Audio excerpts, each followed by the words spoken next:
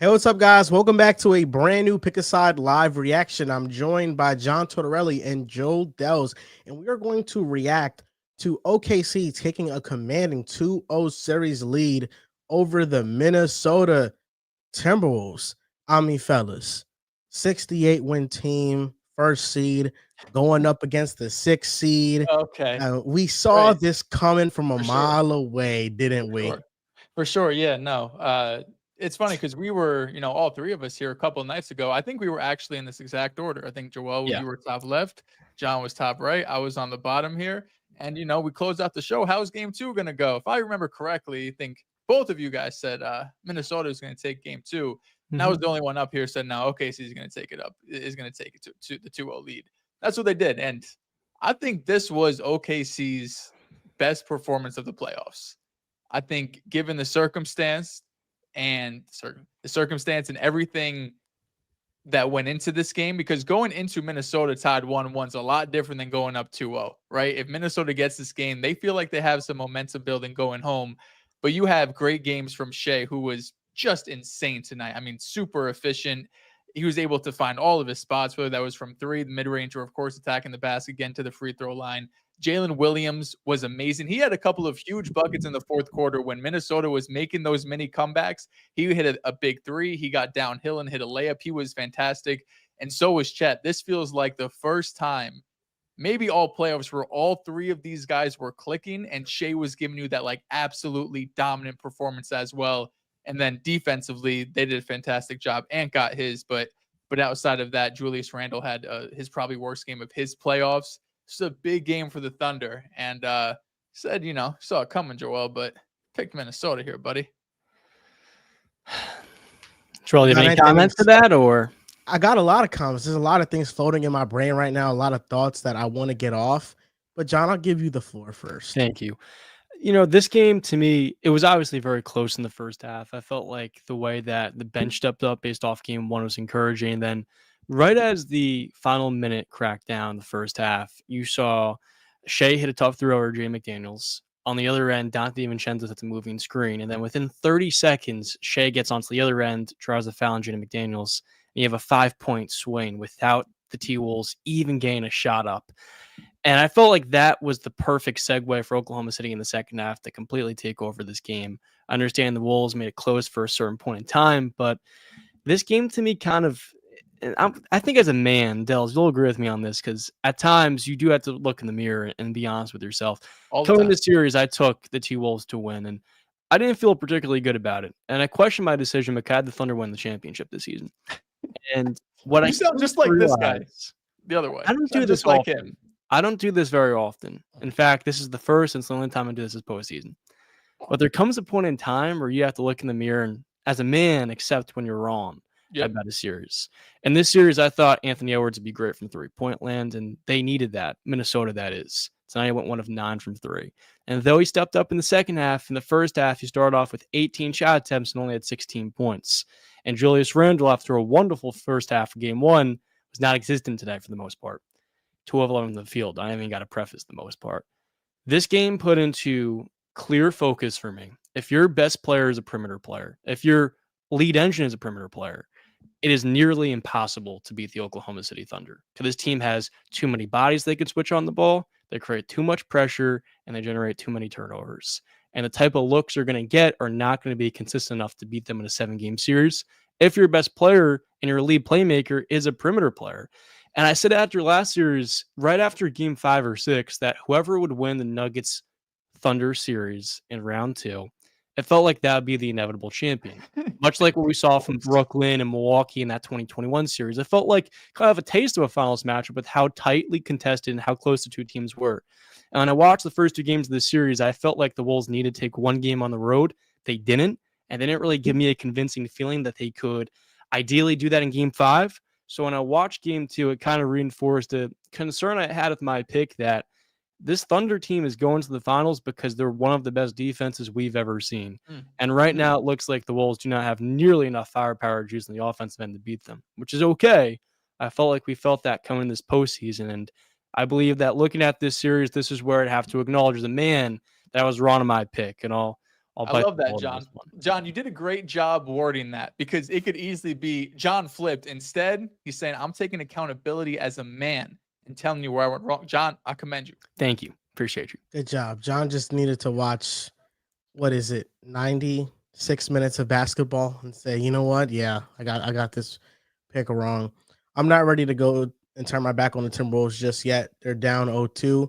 They're facing a lot of adversity. OKC deserves a lot of credit, I think, for how amazing they played tonight. I think it was an all-around great game. The number one thing that came to my mind is Shai, his mastery on the offensive side of the ball. I feel like it's different than most perimeter stars right now in the league. The only players I think have that same level of half-court offensive mastery that play on the perimeter is Luka Doncic. And I think Shai is very reminiscent of other past greats and what he could do in the half court. He's never sped up. He goes at his own pace. He controls the game. And every time the ball is in his hand, it feels like the defense and the game is moving slow motion. He dictates terms. And that is a level that Anthony Edwards hasn't reached yet. And who knows if he will reach it. But as of right now, in this very moment, he hasn't reached that level. And I think Ant played a great game, 32, 9, and 6 with 0 turnovers against one of the best defenses that we've ever seen. I thought he took care of the ball. He was inefficient from 3, but he attacked downhill much more, and I feel like that's what we needed from him. I think Minnesota collectively, there's moments where they get too frustrated. You saw Jaden McDaniels push Shai when he clearly fouled him. You saw Julius Randle this entire game was frustrated with the lack of calls that he wasn't getting, and that frustration is starting to seep into their offense. But much like game 1, game 2 was decided by the third quarter run that OKC went on. If you just add up quarter 1, 2, and 4, negate the third quarter, which obviously is a big quarter, that's where games are won, but you add up those quarters, it was 83-82 OKC advantage, which means that through 3 quarters, Minnesota, or I should say in 3 quarters, Minnesota is equal, if not playing just as good as OKC. It's those third quarter barrages. And as I'm watching this game, I just had no idea why, when the Thunder made their initial run that kind of broke the game away at first, Chris Finch decided to roll out the same lineup out there that was getting mauled. I'm already kind of tired of seeing Dante out there. I don't think he brings you enough defense. He's not a good enough athlete.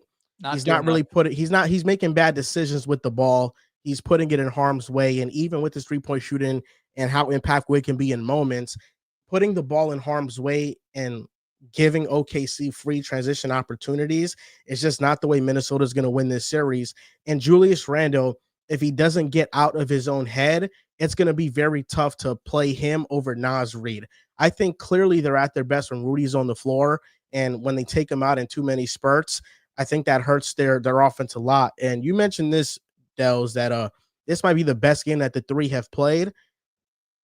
Definitely meaningful that we've watched, because the last time these 3 scored 20-plus points was in the first round against the Grizzlies. Nobody paid attention to that series. Nobody cared about that series. And Shai wasn't Shai. Shai, through all 4 quarters, was elite in this game. J-Dub got wherever he wanted. He got to his spots. He got into that mid-range pull-up. He was able to put pressure on the rim. And Chet was also awesome. And even with J-Dub and Chet not shooting the best from 3, they were still able to have an elite impact on this game. I think what Minnesota has to figure out going into game 3 is what type of approach defensively they're going to have for Shai, because I feel like through 3 quarters, they were playing him straight up one-on-one. They sprinkled in some zone defense in there, but for the most part, they weren't loading up on Shai. They weren't blitzing Shai. And you saw how aggressive Denver got with Shai, and they basically said, our defensive philosophy is making anybody else but Shai beat us. And with Minnesota, they kind of transitioned to that late.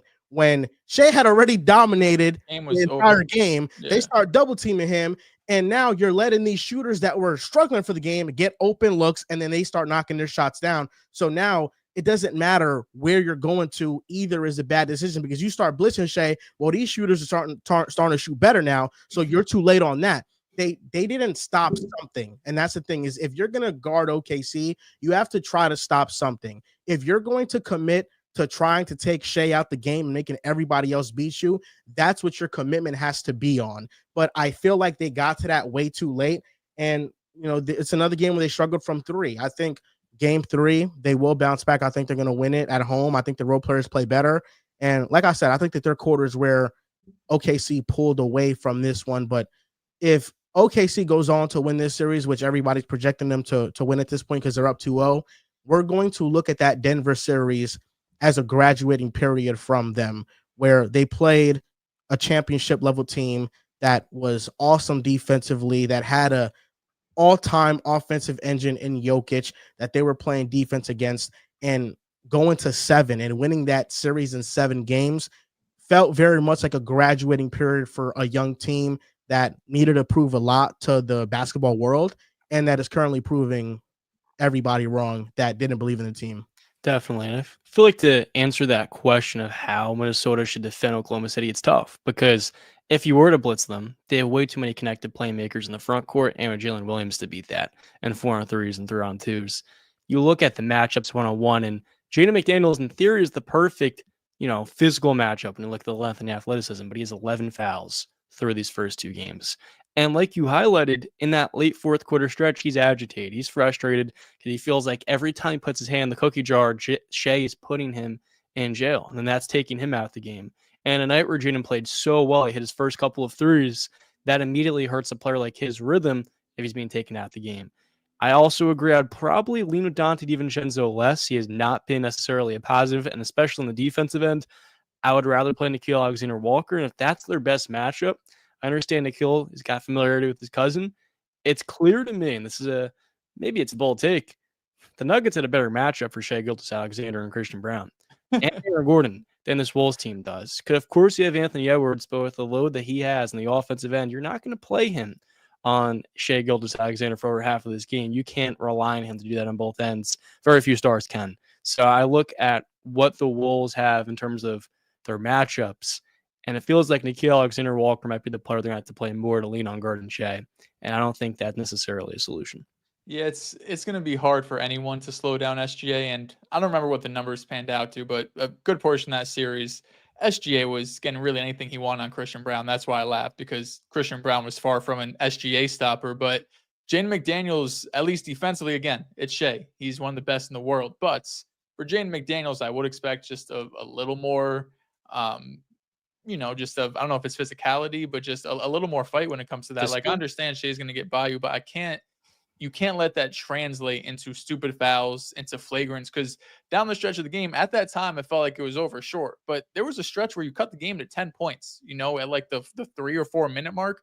We just saw what happened last night with the Knicks. A 10-point game with 3.5, 4 minutes left is far from over. So if you don't have that flagrant, give SGA 2 free throws and the ball, all of a sudden it's an 8-point game instead of a 10-point game, and you just never know what can happen. So although we know how great Jaden can be defensively, and he was actually really good on offense tonight, I have been expecting a little more. I know Shai has 5 straight games at 30 plus, and he really feels like he's in his bag. But I feel like at some point Jaden's going to have a moment where he's going to have at least a half or maybe a full game where he could really lock in, because we know he definitely has that in him. I think Anthony Edwards, I thought he was excellent tonight too, Joel. The first half wasn't his most efficient self, but as the game gets over, he goes out there and the stat line silly. What'd you say? At 39-6, was it, or 20? 32, 9-6. Yeah, he was fantastic tonight. I think you saw some moments where, especially early in the game, they mentioned just getting him down low in the post and just how much he does feel sped up compared to a guy like SGA, right? Not so much confidence, but just the defense that he's seen from OKC with all these different defenders, just everyone in lanes, just constantly seeing multiple people guarding him. It's making his life a lot harder. Even though he goes out there and has 32, you could just see the way he's getting these buckets compared to SGA, who feels like it could be effortless at times, right? Like, he's seen a lot more just one-on-one coverage, being able to attack his guy, and it's still been fantastic. But I remember saying that after the first game, like, why haven't you been more aggressive when it comes to attacking SGA and defense, sending doubles, blitzing him?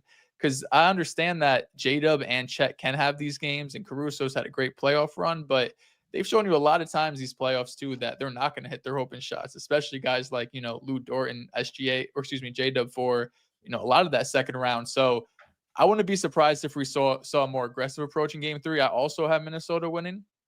You need that game, so I wouldn't be surprised if it feels a little bit desperate coming out in that first half, saying, "Listen, SJ, we're not even gonna let you get rolling here. We're gonna force you to feed it to somebody else." But yeah, all in all, I do think this goes 2-1 back into a game 4. But at first, I thought it was gonna be 6-7 games. This feels more like maybe a 5, maybe 6 game series for the Thunder. I think they've got this locked. Yeah, I think the point that you made, John, about the Christian Brown stuff, I think Denver's just more connected defensively. That's what I think it was. I think their zone, they were better at communicating. They were scrambling much more.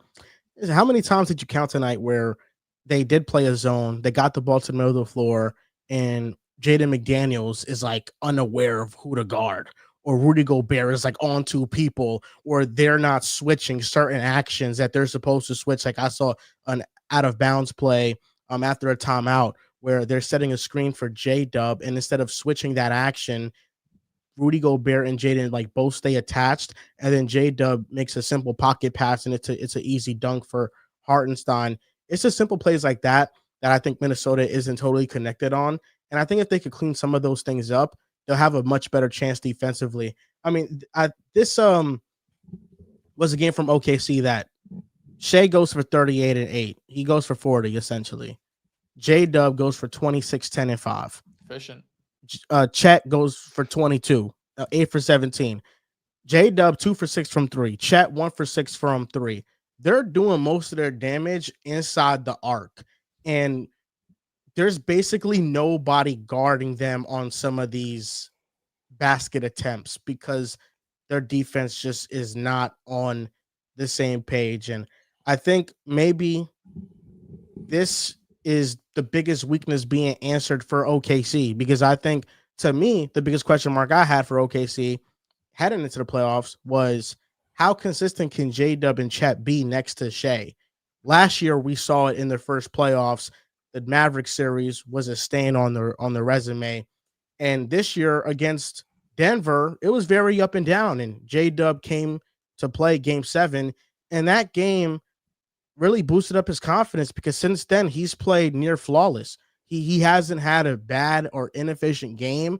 So if you're getting all of those things clicking with Shai playing at an elite level, J-Dub and Chet playing like all-stars, this team is essentially unbeatable with the defensive personnel and the role players they have, and an MVP and 2 all-stars playing at that level. So I think the key to OKC this entire season was how consistent can J-Dub and Chet be, and if they're this consistent, then there's no beating them.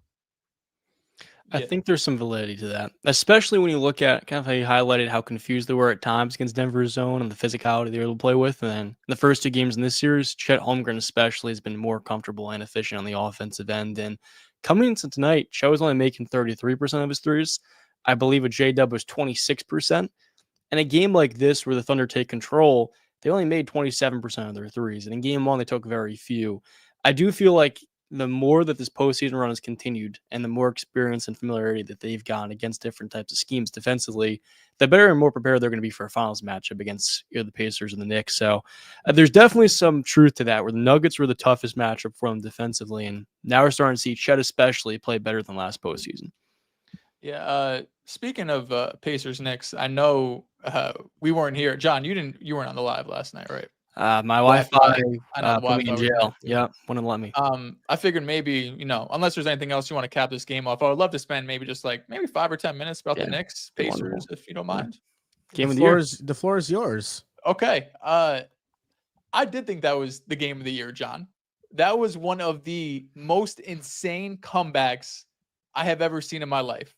It was, because usually there's like one moment you could point to, right? Like usually there's that one moment where it's like, oh, like the Celtics Knicks, right? Like Celtics are up 20 such and such in the third quarter, but like the Knicks on like constantly come back, and like by the 4-minute or the 6-minute mark in the fourth quarter, it's like a 1 or 2 point game.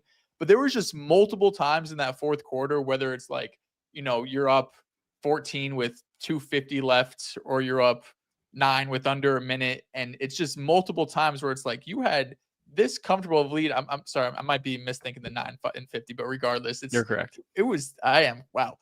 It didn't seem real when I said it, honestly. But you have this comfortable of a lead and you let it slip away. And the Pacers have done this throughout the playoffs, which is insane that they have multiple of these, right? It's different from one or two comebacks where you're like down early in the game and then you come back, but like you were on your last wish. Like you have your last one Hail Mary to try to get in here, and they've done it multiple times, 3 times now in these playoffs.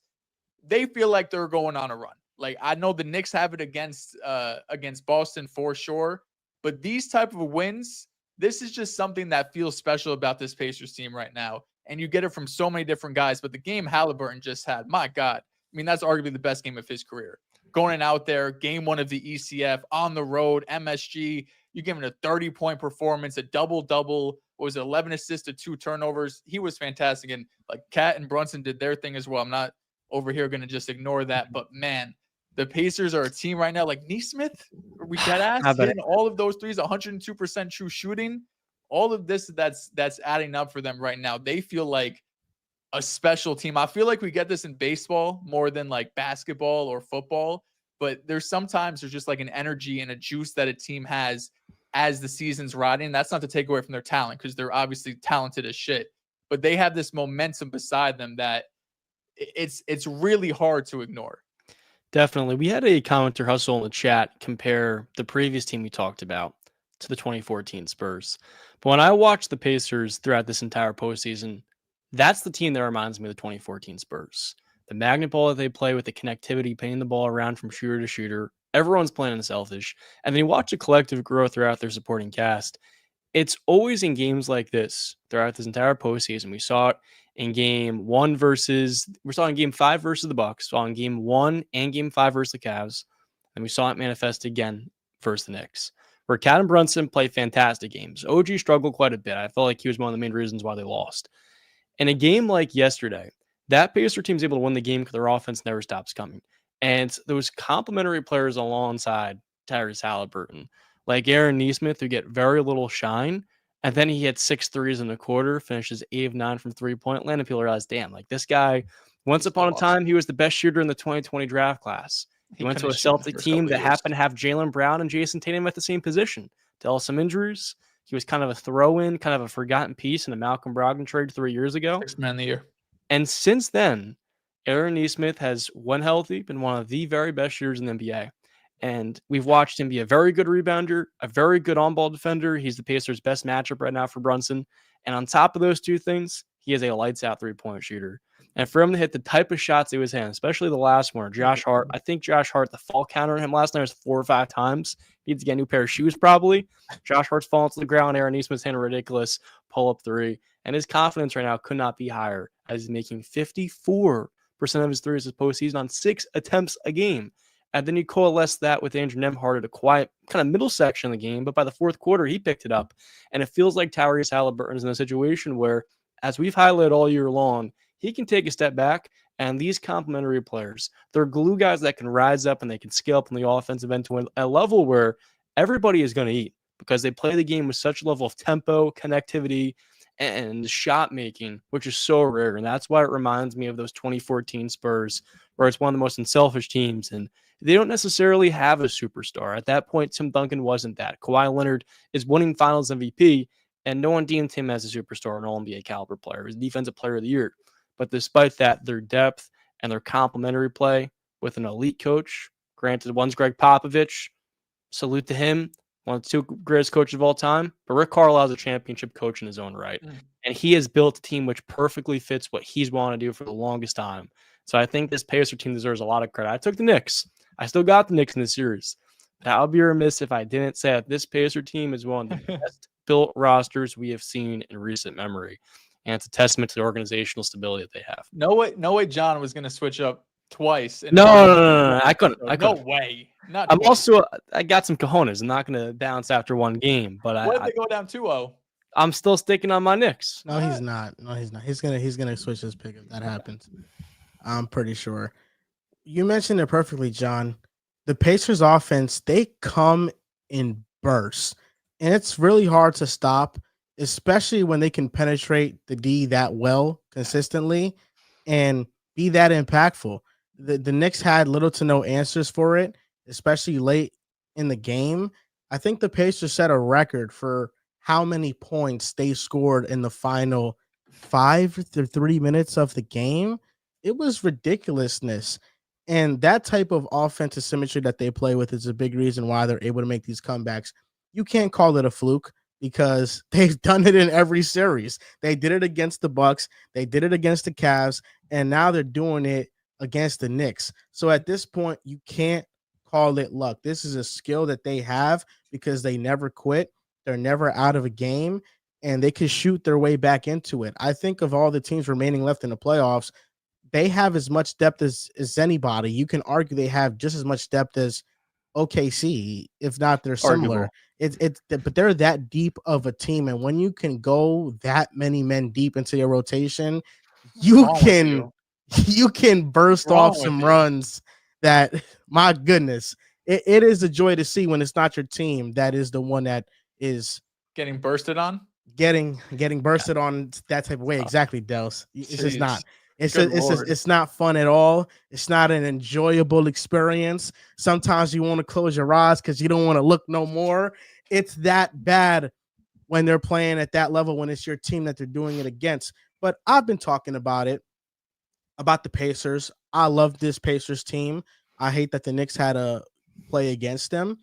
And I've been talking about Tyrese Haliburton. I've been talking about him dating back to 2 years ago when I said he was better than Trae Young, and everybody looked at me like I was crazy for it.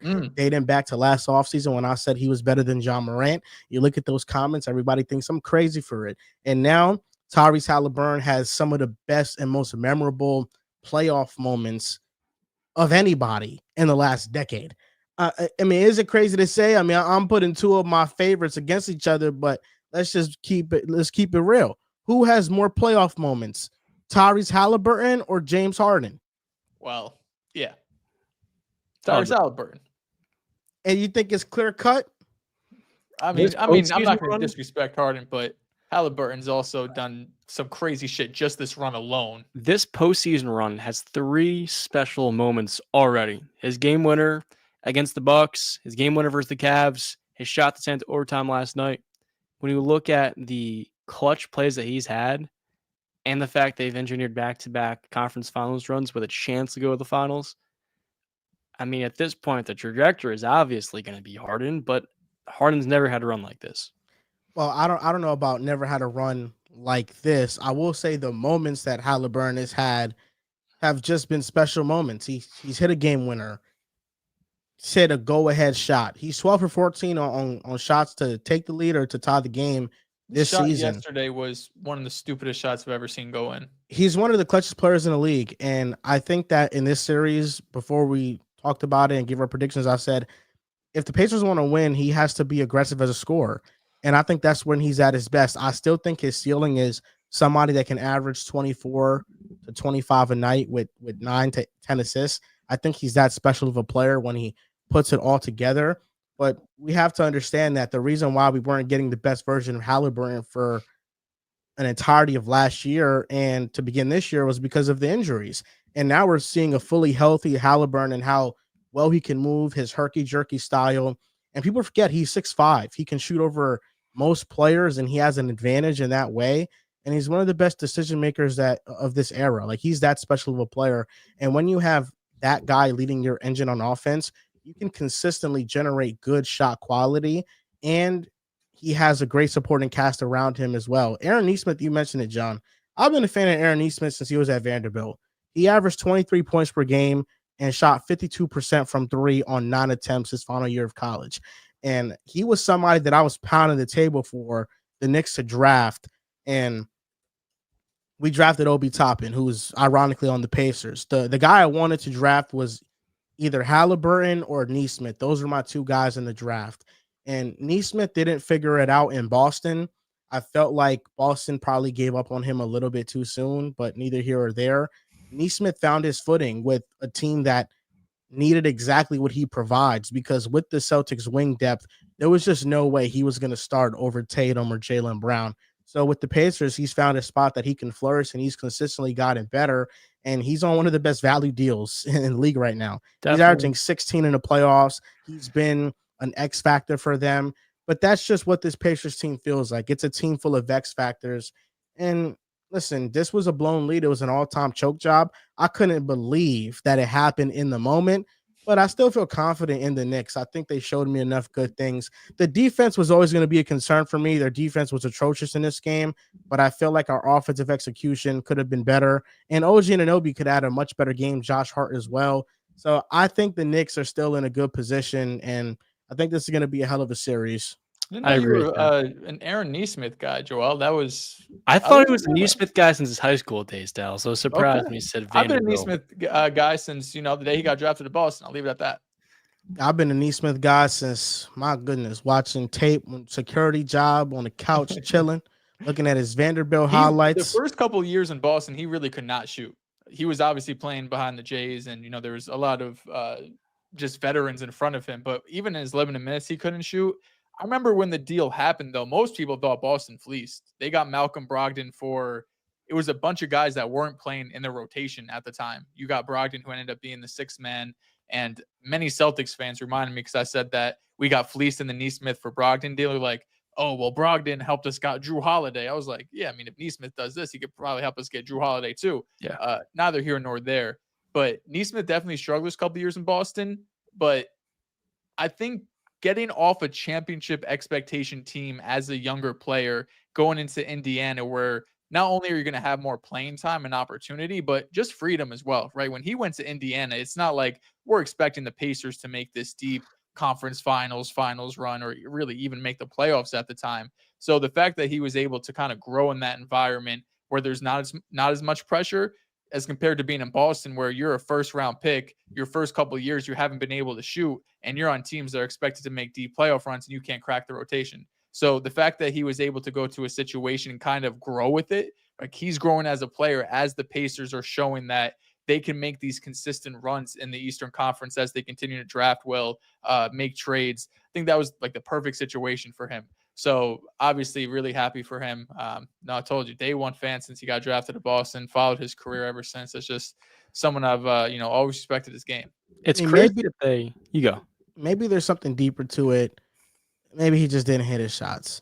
I think that the biggest thing about him out of college was that his final year in college, he shot 52% from three, and he only played 19 games his final year. So he missed like half of the college season, and he averaged 23. He was amazing. But the year before that, he shot 33% from three, and he played a full season in college. So the knock on him was, okay, did he just have a hot first half of a college season, or is he actually an elite shooter?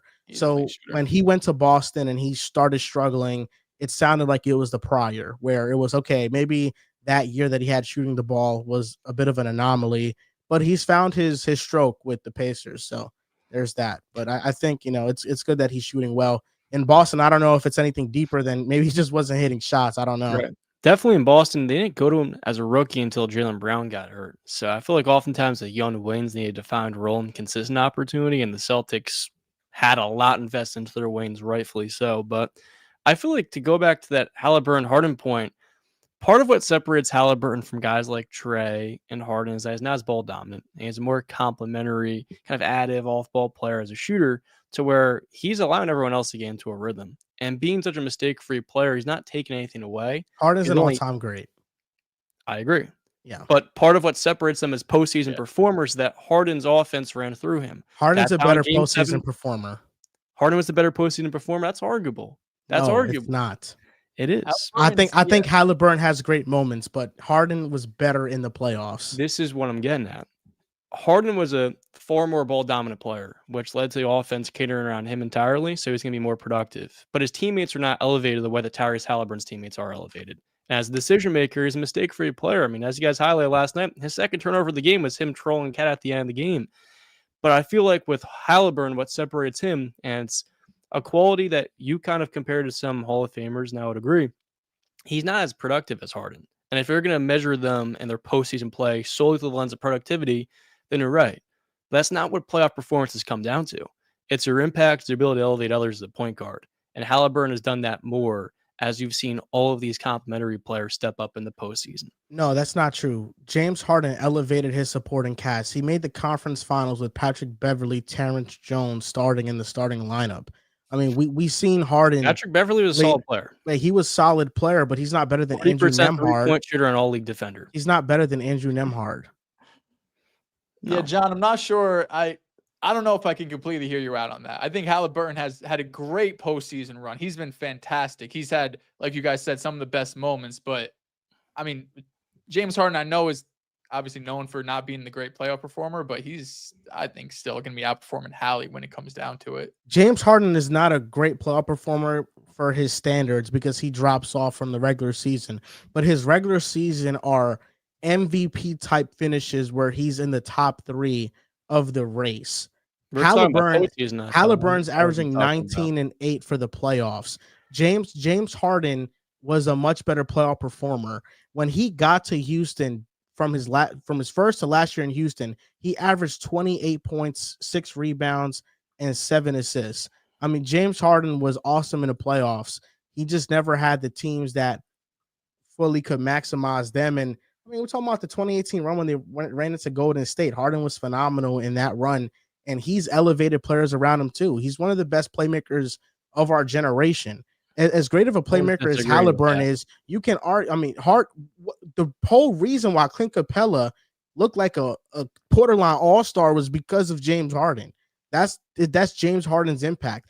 Even an aging Harden this year, a big reason why Zubac's took a 180 in his game was because of how easy Harden made the game on him as well, along with Zubac's continued improvement. So, I mean, to this day, Harden is making people better. So I can't get behind the Haliburton over Harden playoff point. I can't get behind that personally. Haliburton's way more efficient. He's a way less mistake-free player, and I think my case rests on the fact he's a more complimentary player that doesn't have to have the offense run through him. That's why I believe that, and I'll stand firm on that. You're wrong, but that's fine. Haliburton is way more efficient in the postseason. That is an objective fact. He's 10% higher in effective field goal percentage. Way more efficient. I know it's a smaller sample, but if he continues that, that's an objective fact. That's not anything that's incorrect. I mean, John, if Hallie finishes out, he goes out, wins a chip, finals MVP, he has another moment. He averages 24, 25 in the finals.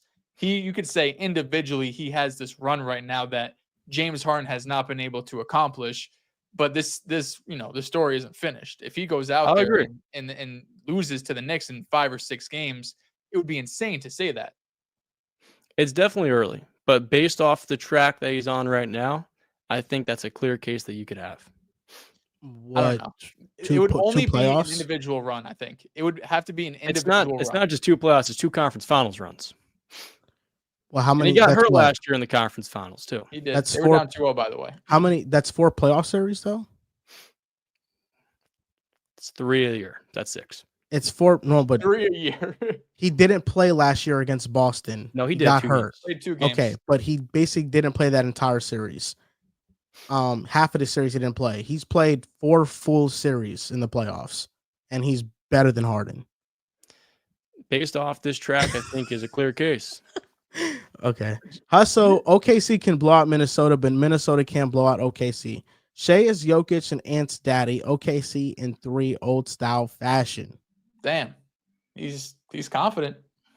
Eddie Kuros donated $2, but no comment. Tim Cronin said it on X. Shai offensive game equals Le'Veon Bell. Slow. Okay. Methodical. I can understand that. He sits there, he reads what's going on, nobody's gonna rush him, and then when he finds it, bang, goes and just hits that hole. I like that. I love that comp a lot. Trev Goody. Gobert will lose a 1v1 to Angel Reese. Gobert's he's got some size on her. I'll leave it at that. I don't know. I think Gobert clears 21-0. So John, you think Haliburton over Westbrook then at his best in the playoffs? It's closer. I mean, it's tough, though. I would say with Russ in his MVP form when he's making more threes, I think it might go with Russ. There goes my camera.